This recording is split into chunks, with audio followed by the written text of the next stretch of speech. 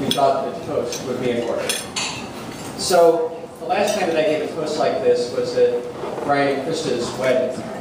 And what I said at the time was that I knew that Brian and Krista were ready because they had asked Grandma, our Grandma, what the secret of a happy marriage was.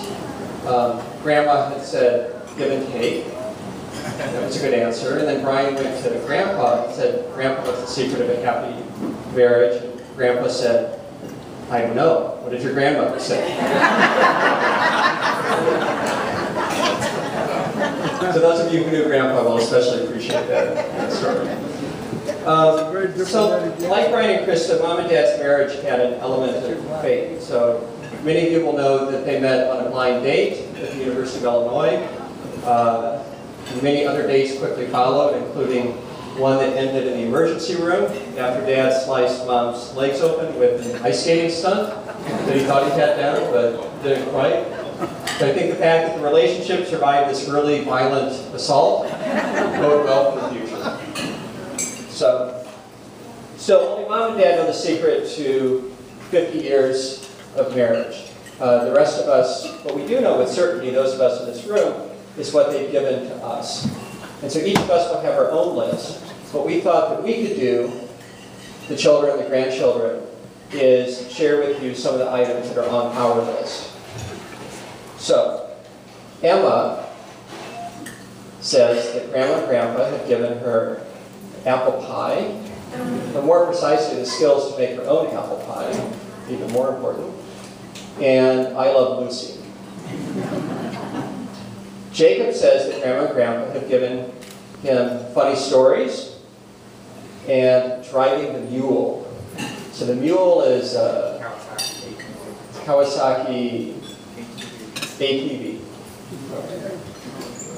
Krista says that Mom and Dad have given us generosity and family traditions. Masha thanks Mom and Dad for their persistence in spending time with her family, despite the challenges posed by language and distance. Brian thanks Mom and Dad for unconditional love and acceptance, pancakes on Lake Shelbyville, and orange rolls.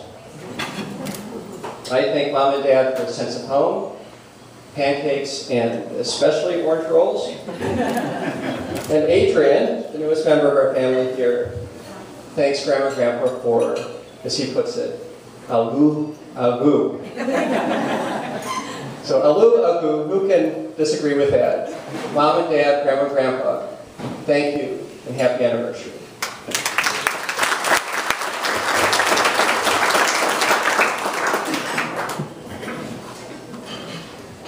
Well, I want to thank everyone for coming today as Nancy and I celebrate our 50th anniversary.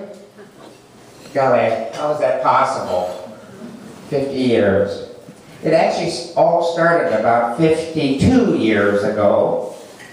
I was a sophomore living at Alpha Gamma Rho fraternity. I had the opportunity for a blind date with a freshman girl.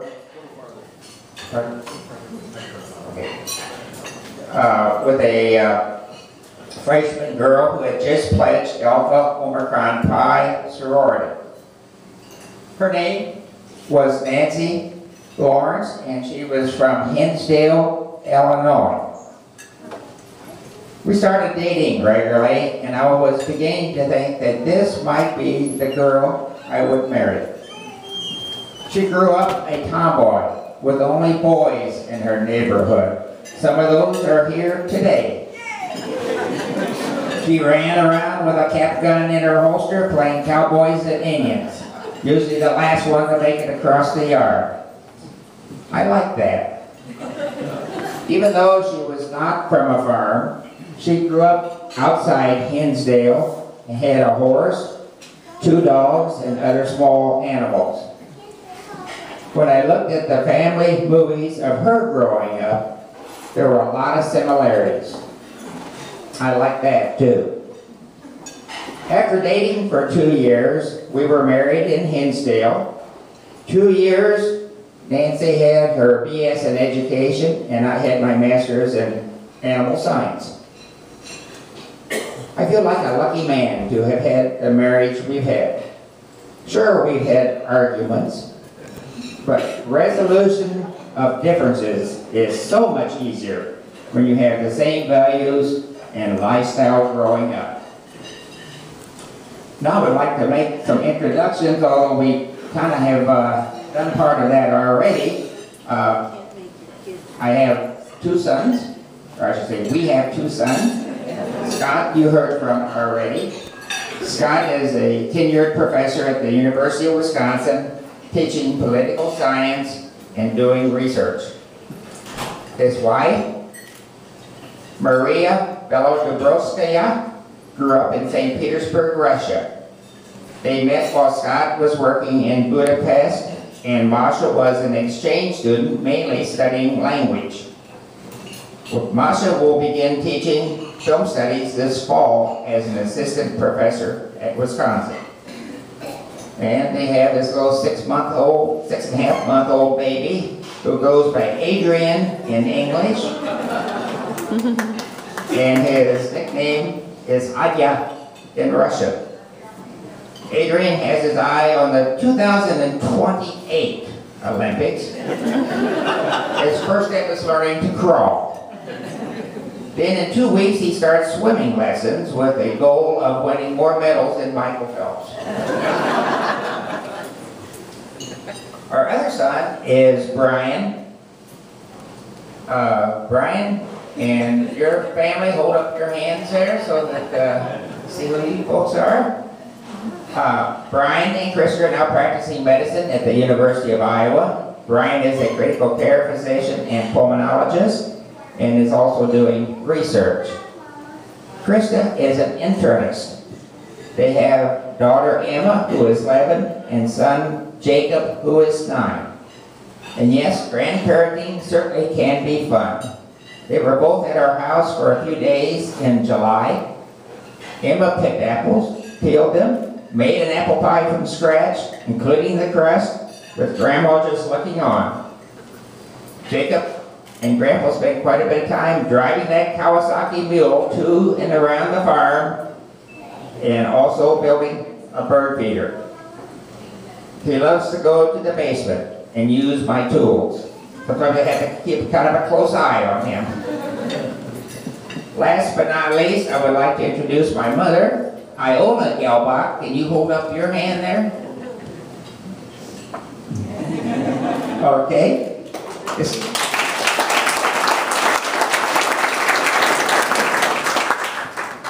It is not every day that a couple can celebrate their 50th and have a parent present. Mom turned 96 in May and still lives in her own home about 3 miles from us. She checks in every morning at 9 o'clock, and we call her every evening. She continues to amaze us with her knowledge of Lincoln history and families. Nancy found her a wonderful resource when she was writing the Our Times, a history publication about Logan County. My father, Albert, died in 2003. He was a leader in the pork industry and gave me a lot of freedom to run the farm the way I wanted to. Now I'm going to turn this part of the program over to Nancy, and she's got a few things she wants to say.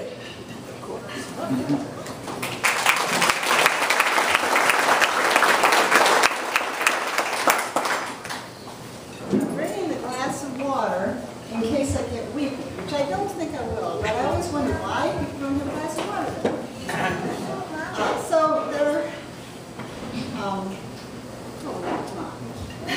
there are people you don't expect to have at your 50th anniversary party, but that doesn't mean you don't miss them. So there's my mom, who is the original can-do girl. She used to say it was her English stubbornness that made her think she could make things work. But she did. She took wonderful care of her parents, and she managed to keep our lives running smoothly at the same time. And then there was my dad, Richard, who was that rare combination, an engineer who also loved to read, He was always very supportive. In fact, we used to love to go back to the church we grew up in Hinsdale and take the grandkids. And one day he said to my old Sunday school teacher, who I have to say was a bit of a fan of mine, "You think she was something. You should see these kids." And then there are those.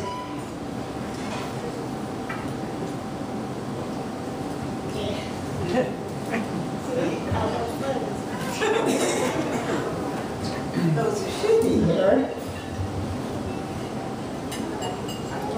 And that would include my brother, Norm, who died of Parkinson's in 2008. Well, I know you're not going to believe this, I was a bit of an introvert as a child. Yes, I was. But Norm was everybody's friend and the life of the party. And there were a few cry, I'm going to cry too. He was a trial lawyer, an enthusiastic family man, and we all miss him. But his daughter, one of his daughters, Deborah, is here. Do you want to stand up to her?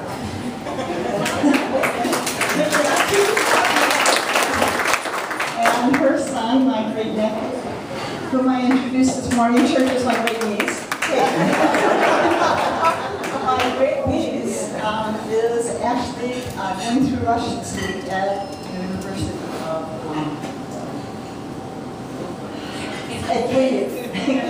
Thank you. Okay, so that's all serious. So when I decided to do something a little different, and what I did was I made up just a list of reasons to stay married to the same person for 50 years. So, everybody's different, but here's what I need. I need someone to test my jokes on and to make life better. One day we were in Walgreens and we were just shopping and kidding around, and when I went up to pay, the young woman whom I've known for years in stores said to me, "Is that your husband?" I said, "Yes, it is." She said, "I saw you two talking and laughing. I don't see that very often." And I thought that was quite a compliment, and I see that too. So I also need somebody to help me remember words as I get older. So when I can't think of a single word, I describe what I'm talking about, and Jerry comes up with the name of the thing. I do the same for him. It helps to avoid that exchange of worried looks between the two medical docs in the family. I need someone who can be conscientious when I'm lazy, and then when Jerry's lazy, he needs someone to be conscientious. So between the two of us, we have at least one responsible person at all times. For example, when Bob and Kathy Kesner were on vacation and we were supposed to check the house, we had tremendous rains, believe it or not, a couple summers ago, and we got home from community concerts and Jerry said, "I'm too tired, it never leaks in that basement anymore." I said, "Jerry, you have to go over there." So he went over there and he came home and said, "Boy, we have our work cut out for us." It was leaking. I also need someone to do crossword puzzles with in the car on road trips. But there's just one little problem there. Brian and Christy, that New York Times crossword puzzle book you gave us for Christmas? We've gotten a lot of pleasure out of that, but we need to make a book cover for it. Remember how people used to make covers for their dirty books so people in public couldn't see what they were reading? Well, this one we've got to sneak into the motel because on the front in great big block letters it says, "Easy." I also need someone to take our parents on trips and even act like he's enjoying himself. After we used to get all of our equipment in the Suburban, my mom would say, "Now all we need is a baby and the baby's equipment." But fortunately, the kids have handled their equipment. Jerry was also good about having my brother, Norm, come down and stay with us after he got sick and kind of give my nephew a break, and we had a good time too. I need somebody to play canasta with, someone I can actually get mad at instead of pretending to be a good sport, like I have to when I play with friends and the grandchildren. But it should be someone who knows how to end a game of checkers with a 5-year-old. and not let it last for an extra hour. Emma knows what I'm talking about. I need someone who humors me when I get one of my ideas, be it flying a seaplane over a glacier or driving 6.5 hours to take in a high school basketball game. Actually, I tell Jerry that because he's married to me, he has a lot more fun than he would if he weren't. And Krista adds, whether he wants to or not. I need someone to bully me into doing my best. Jerry was my best critic when I was writing the Outer Times. And once after he made me rewrite a paragraph about 6 times before he thought it was clear enough, I said, "You're right, it is much better now." Of course, you know I hate you. And I need someone who's clever enough to fix just about everything and fussy enough to do it well, although even Jerry has his moments. There was the time he was using the super glue and it dried on his hands and he couldn't get it off and he had to shave it off. And when he got all through, you opened the box and inside the box it said there was a pair of plastic gloves. It said, before you do anything else, put these gloves on. He needs someone to read the directions to him. And of course, I need someone to care as much about our kids and our grandkids and parents and our family and friends as much as I do, and to tag team with me when necessary. And someone who's not only one of the good guys, but kind of cute too. What more could I want? Someone I trust. Who else would I trust to pull me on water skis? Unfortunately, when I was learning to ski, he was learning how to pull skiers. All the fun. But most of all, and I think this is really important, so for those of you who are, you know, about our ages and maybe not as far along in your marriages, I want you to, I'm going to be serious for a minute. I need to be married to the same man for 50 years because I need to be married to someone who knows who John John was.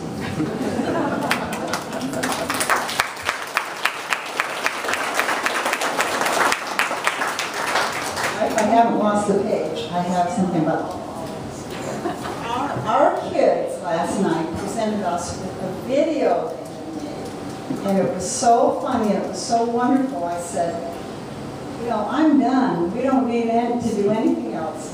But since, you know, we were all invited all of you and we paid the caterer, said go ahead. But it's just wonderful. So here's just a few reasons to have kids. Who else would think you were brilliant, at least for a few years? When Brian was a young child, he once questioned something I had told him. Scott said, "Brian, Mom should know, she's a teacher." Oh, those were the times. Number 2, if you work it right, you can raise your own friends who have similar interests. Scott says he knows all the music to the old musicals because you dragged us to all those community theater shows. Number 3, you can have free medical advice. Well, not as much free as prepaid.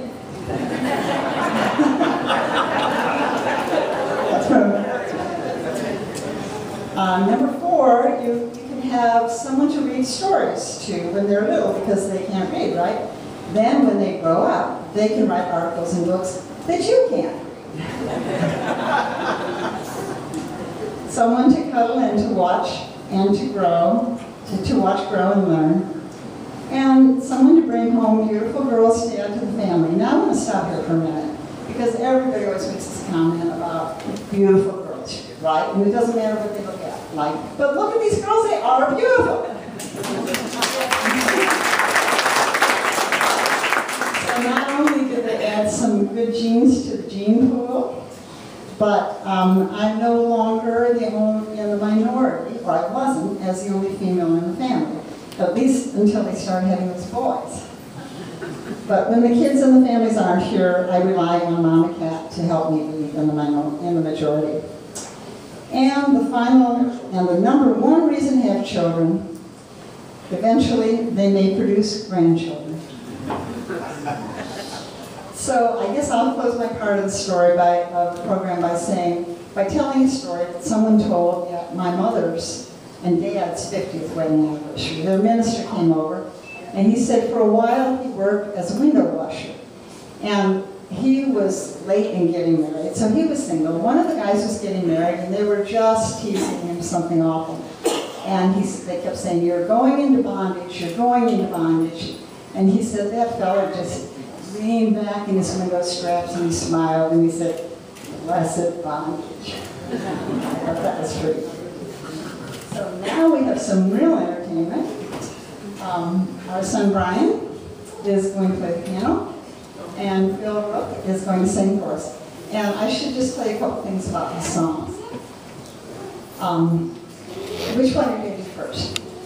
Start out with One Hand, One Heart. Okay, so the first song is what they sang at our wedding. That was Jerry's idea. Maybe they could sing something at the wedding. What a good idea. And it's from West Side Story, and just a beautiful piece. Then the second piece they're going to do is kind of our song. Our song, I used to tell Jerry our song was "Our Love's Here to Stay," but he can never remember that.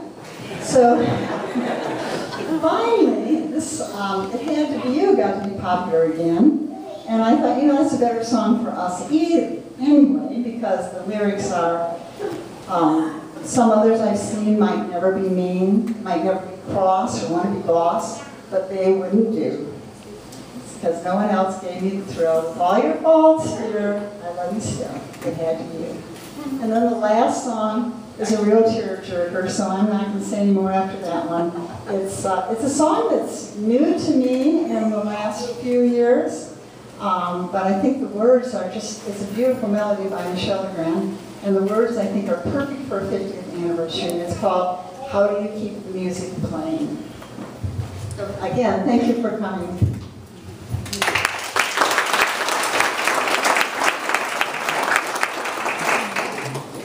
Nancy.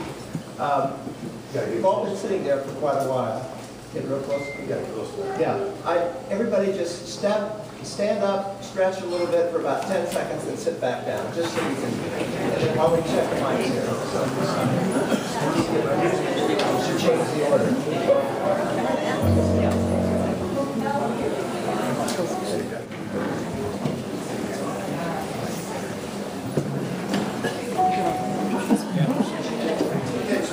You want to have a seat? We'll get started here. I do have a story to tell about Nancy. It was, I think, at their 30th wedding anniversary. She was asked, "What did you attribute the longevity of your marriage?" And she thought for a minute, and she said, "Lethargy." But I know that's not true. So.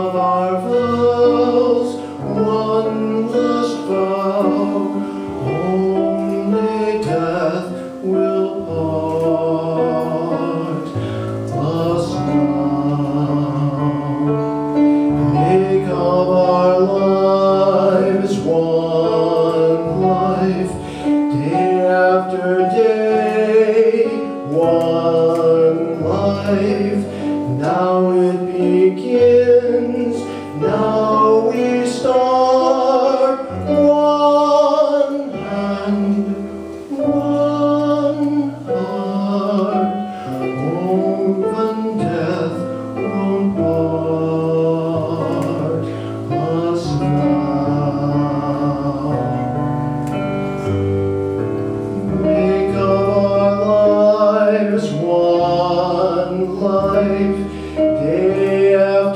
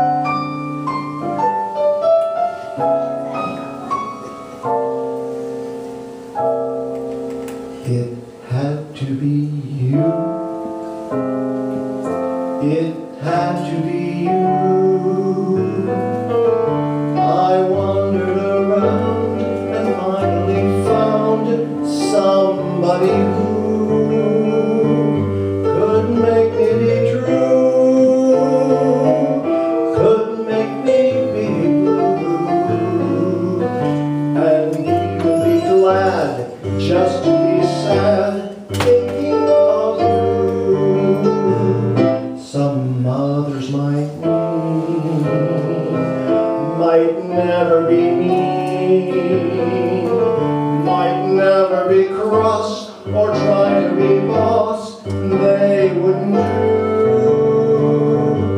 for nobody else gave me a thrill. With all your faults, I love you still. It had to be you, wonderful you. It had to be you.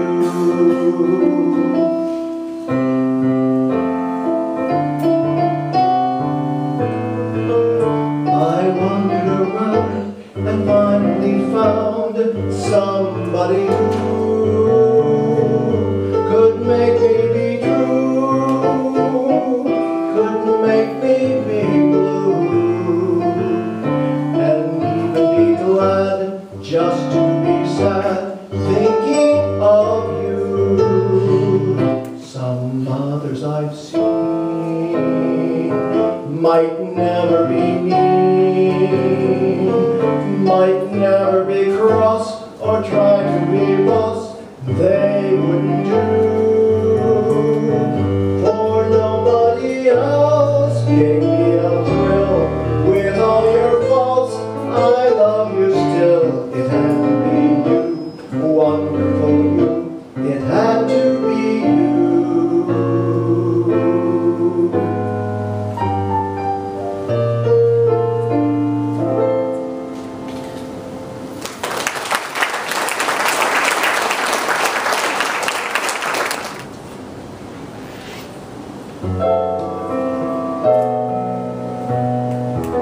How do you keep the music playing? How do you make it last? How do you keep the song from fading too fast?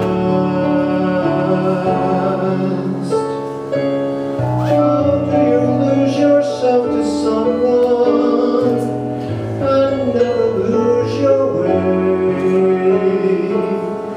How do you not run out of new things to say?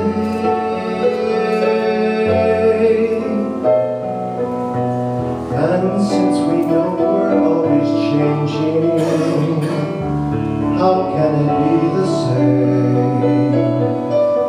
And tell me how year after year you're sure your heart will fall apart each time you hear her name.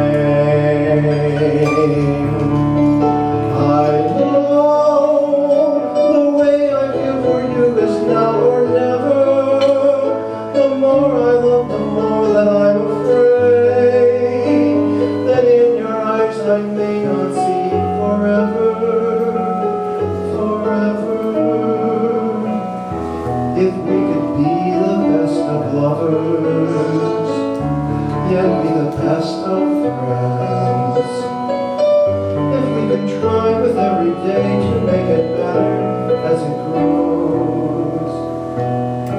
With any luck then I suppose the music never ends. How do you keep the music playing? How do you make it last? How do you keep the song from fading? Keep the song from fading too fast. If we could be the best of lovers, yet be the best of friends. If we could try with every day to make it better as it grows. With any luck, then I suppose the music never ends.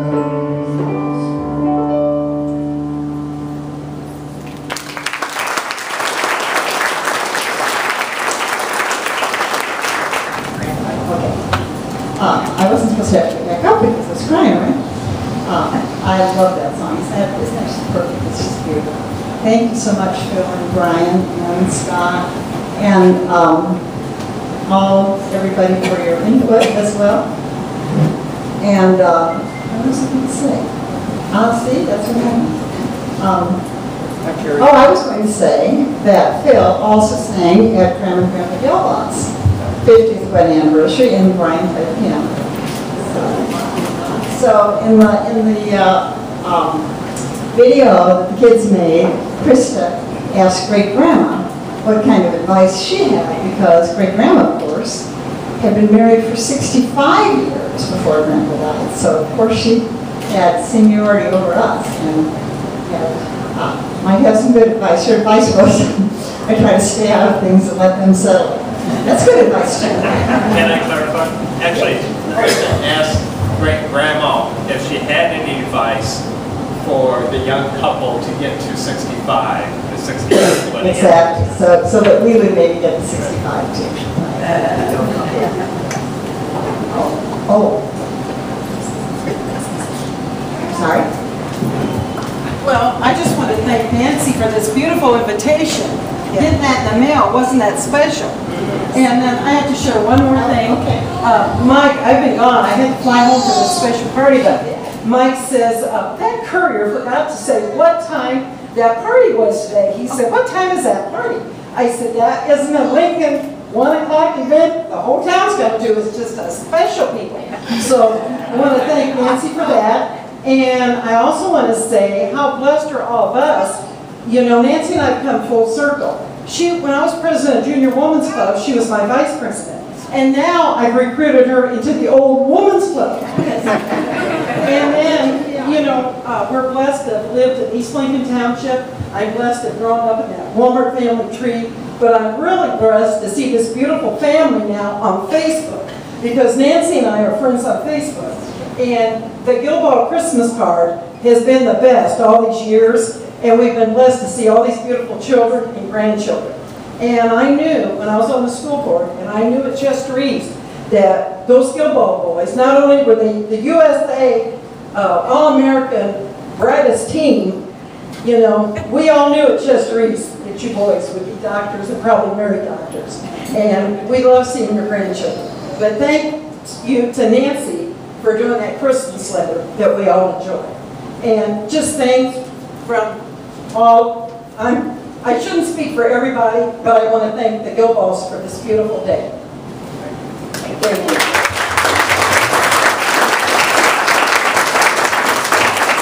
This is why we don't have corsages, because we would be hugging people today.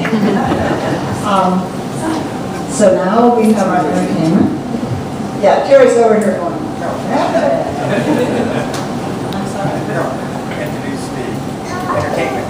That's what I was about to do. See what I asked well. Patience. So now the party starts. Yeah. So we have 176 keys, entertainment. Oh, I know. If that's something else that I just have to say. The cover of that invitation was of course from our wedding album, and our photographer's daughter is here. Stand up, Alita, along with our neighborhood group from Houston. It's also a presentation of Brian's. So now we get to the interesting part, which is the 176 keys. These two fellows over here, and don't be scared.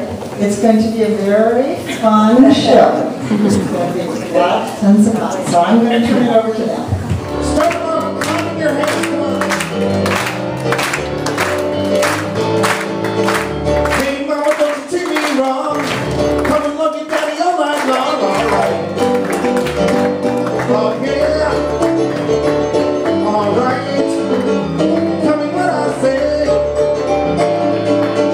Tell your mom, tell your pa, let me send you back to Arkansas, alright. Oh yeah, alright.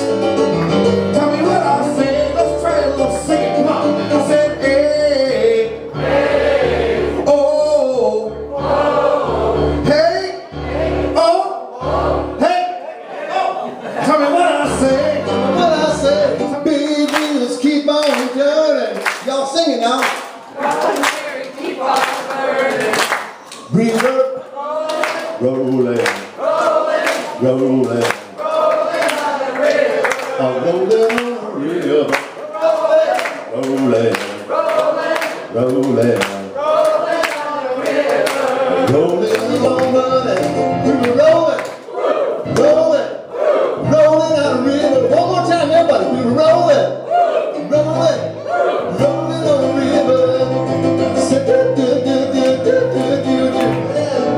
That side would sing, shot. Okay, this side, shot. All together now, shut up. Come on now.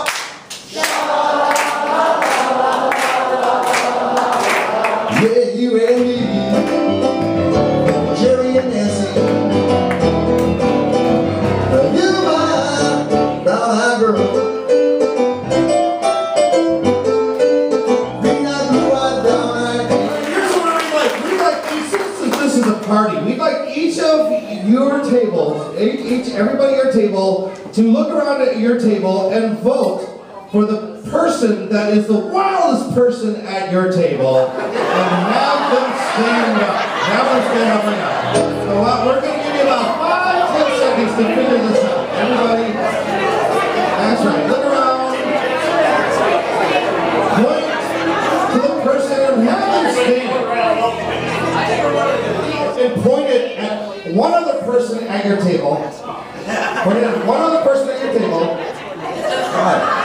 That person has to come up by the pianos and they cannot say no!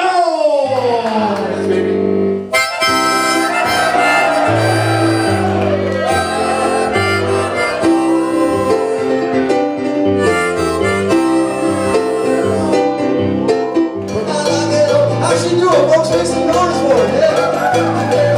There you go. I never hear the motherfucking old song. There's only one too many, get it go. That's right. Lincoln, Illinois, 176 Keys in cooperation with Brasswing Productions are proud to bring to you today the Lincoln, Illinois Rockettes.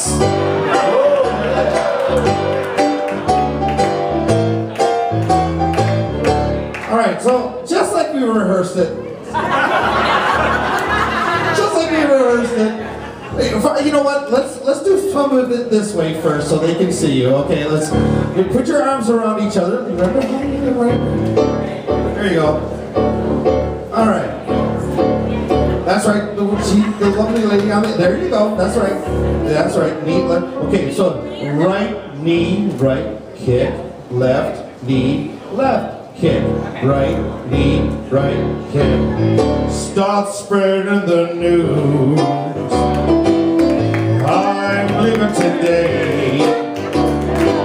I want to be a part of it. In old New York, these vagabond shoes are longing to stray and step around the heart of it. In old New York, I want to wake up in a city that doesn't sleep, like Peoria or something like that. We are the king of the hill, top of the heap, hey, number one, top of the heap. All right, for the big finale, turn it around and face the head table. Jerry Nancy, here we go. Right knee, right kick, left knee, left. Everybody clap your hands. Help them out, come on. These little town blues, I'll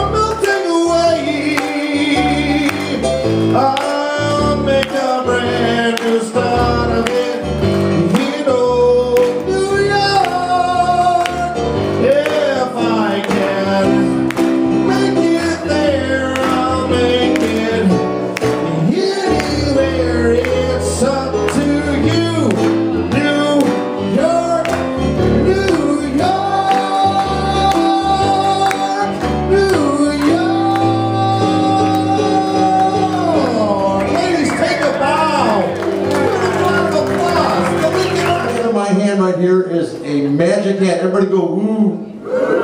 I'm going to hand this hat to Rich, right? To Rich. And when Rich puts his hat on his head, we need another woo. Here, go ahead. Put that on your head, please.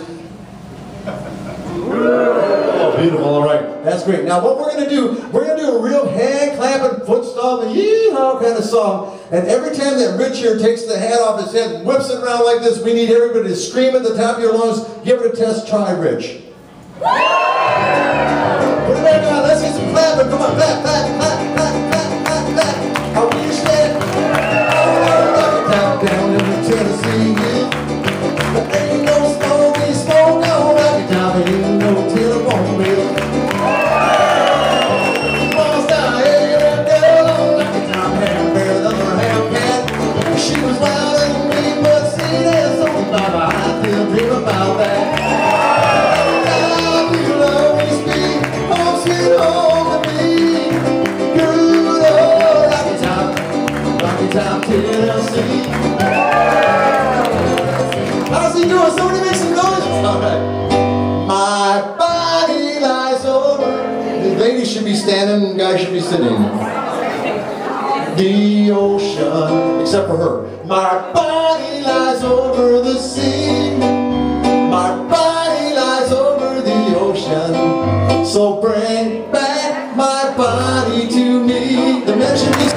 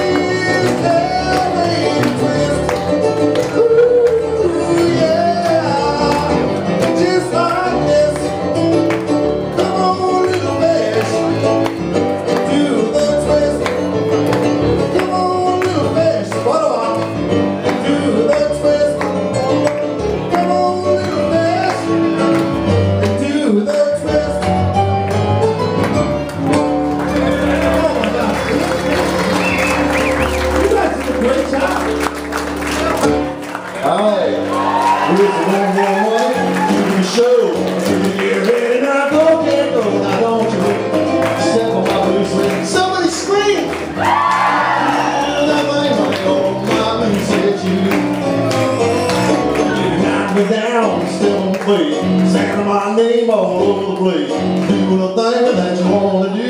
Lord, lay off them shoes. Now don't you step on my boots, let you lose, yeah. Do the thing, lay on my boots. Let's get some hip action, Elvis.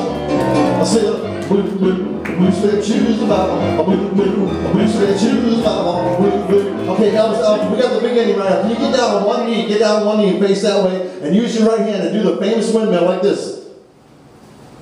You can do anything but lay a hold on my blue suede shoes.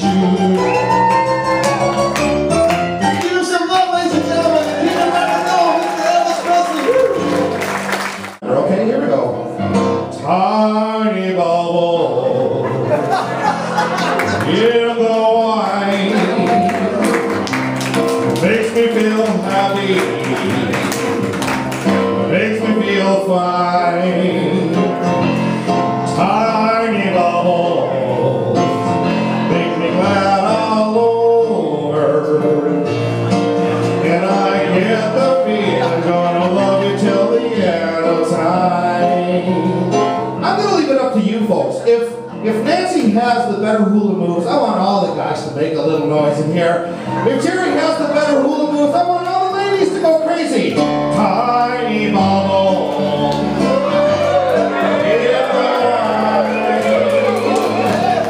Makes me feel happy. Jerry's patiently waiting his turn. Tiny bubble.